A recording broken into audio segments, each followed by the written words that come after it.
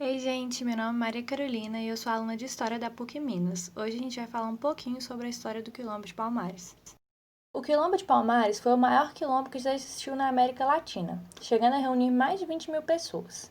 Esse é o maior símbolo da resistência dos escravizados no Brasil, tendo referências datadas desde o final do século XVI, por volta de 1580, ou seja, no período em que começou de forma intensa o sequestro e escravização de pessoas africanas para o Brasil.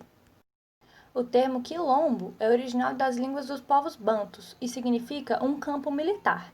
E isso era visível na construção do próprio quilombo, já que sua construção era protegida por paliças, que são muralhas de madeira, por torres e por diversas armadilhas.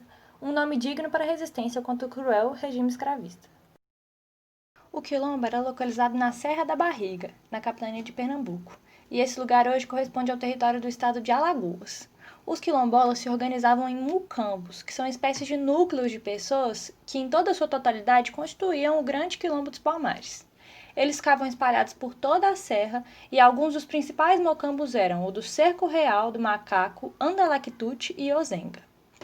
O quilombo teve um crescimento exponencial durante a invasão holandesa, que aconteceu em Pernambuco, já que diversos engenhos de portugueses foram invadidos, facilitando a fuga dos escravizados que buscavam abrigo no quilombo.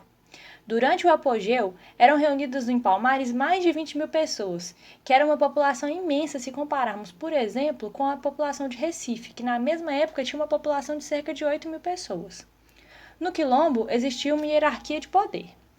E ela funcionava da seguinte forma: existia um líder, uma espécie de rei, que governava todo o quilombo e que tinha funções militares, políticas e religiosas. Os líderes mais conhecidos foram Ganga Zumba e Zumbi dos Palmares. O fim de Palmares aconteceu em 1695, após um longuíssimo processo de conflitos internos e muitos ataques externos.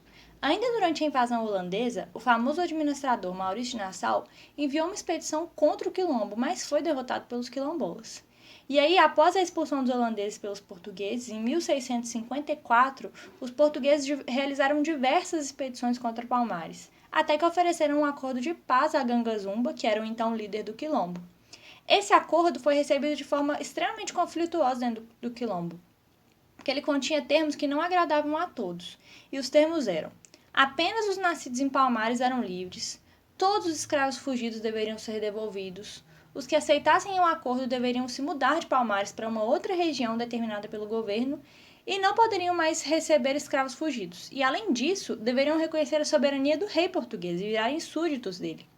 Esse acordo, então, dividiu o quilombo em dois grupos: os que aceitaram o acordo e seguiram Ganga Zumba para a região determinada pelo governo, e os que rejeitaram e seguiram o novo líder, Zumbi dos Palmares, que permaneceu no território original do quilombo e resistiu.